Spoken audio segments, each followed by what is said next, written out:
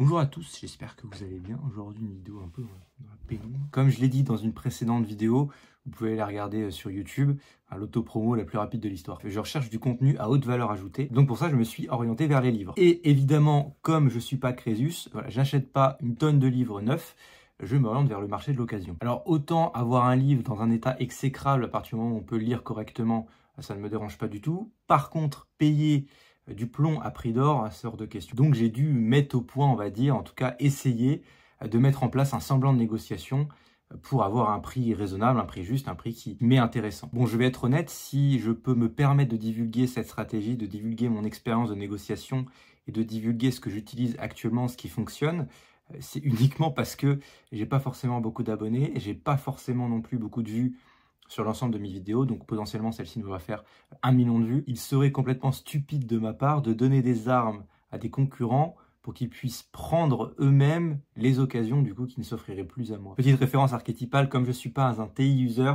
je ne vais pas sortir de mon chapeau une théorie, je vais aller me renseigner avant d'utiliser n'importe quels outils dans mon processus de négociation. Donc je me suis formé encore une fois par un livre. Donc c'est pas n'importe qui a écrit ce livre. C'est un ancien négociateur du FBI, Chris Voss, qui a écrit ce livre à l'appellation la plus originale et la plus incroyable qui soit, Ne coupez jamais la poire en deux. D'ailleurs, c'est pour moi, c'est cadeau, vous pouvez télécharger le résumé du livre. Voilà, c'est un résumé que j'ai fait quand je l'ai lu et ça vous donne les grosses lignes du livre et de la pensée de l'auteur. Donc j'ai essayé de mettre en place les principes qu'il enseigne. Je dis bien essayer parce que effectivement, je n'ai pas 20 ans d'expérience en tant que négociateur du FBI pour des prises d'otages. Bon, la thèse principale du livre, c'est quoi? C'est d'essayer de faire du mec en face un partenaire plutôt qu'un adversaire. Il faut s'enlever l'image un peu la loup de Wall Street, où il faut essayer de niquer le plus possible le mec qui est en face de vous, de lui gratter un maximum d'informations, de lui gratter un maximum d'argent, pour qu'en fait vous soyez le seul à tirer avantage de la transaction. L'objectif, c'est de faire comprendre à la personne qu'on a en face de soi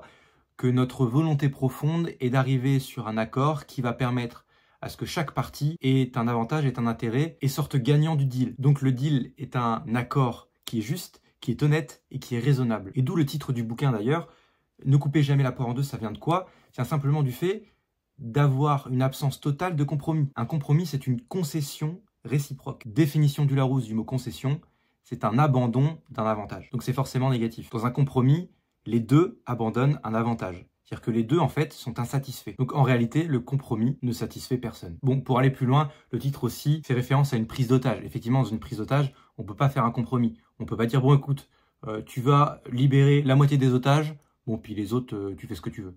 Bah non, c'est pas ça, ça se marche pas comme ça. Donc comment j'ai essayé de mettre en place ces principes-là dans la pratique, dans les négociations par message sur des plateformes comme Le Bon Coin ou Vinted? Je commence comme ça, je lui montre le prix de son livre, je lui montre les frais d'envoi que je vais devoir payer, je lui montre aussi les frais de la plateforme, je lui fais une somme et je lui montre que cette somme-là est quasiment aussi importante que le prix neuf du livre. Donc ça, évidemment, c'est pour tous les gens qui mettent leur livre à des prix absolument ahurissants. Après, j'ai vite compris que ces personnes-là n'étaient pas les meilleures personnes avec qui négocier. Ça m'a permis de tirer une conclusion.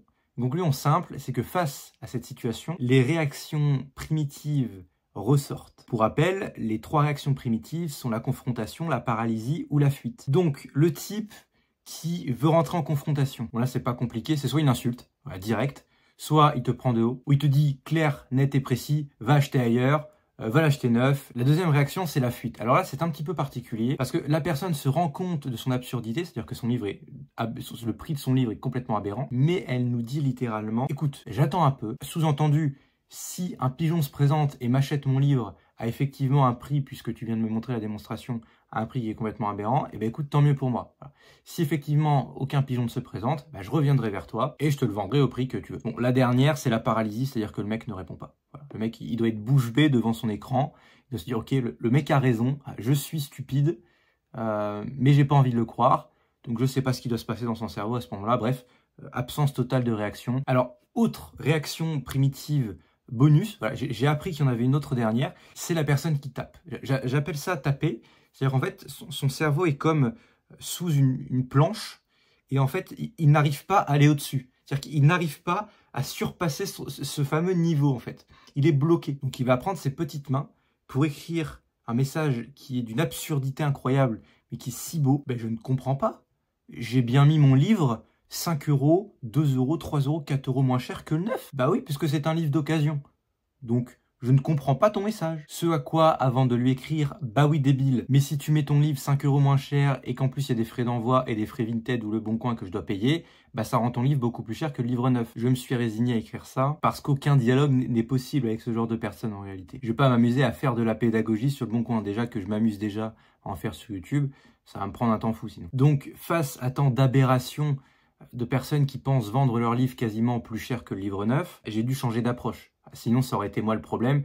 Je ne peux pas en vouloir au fait que les humains soient foncièrement irrationnels et que même en faisant de la pédagogie, ils ne changent pas leur point de vue. Si je continue sur ce chemin, bah, c'est moi le débile. Donc, j'ai fait marcher ma petite tête et je me suis dit, il faut cibler les personnes qui se sont rendues compte par elles-mêmes que leur approche était débile. Donc, toutes ces personnes qui mettent leur livre à 5, 4 € moins cher que le neuf, qui se disent que c'est une bonne stratégie, et bien au bout de 2-3 mois, personne n'a pris leur livre. Donc elles se rendent elles-mêmes compte qu'elles n'arriveront jamais à le vendre, et c'est à ce moment-là que j'envoie le message sans aucun argument, sans aucune forme, sans ton amical, donc une phrase toute simple, je vous propose X €, est-ce que ça vous convient? Point d'interrogation. Et là, bizarrement, ça marche. Quand tu n'argumentes pas, quand le type sait que de toute façon, il n'arrivera plus jamais à le vendre, et il accepte l'offre. Ou s'il ne l'accepte pas, c'est qu'il propose une contre-offre.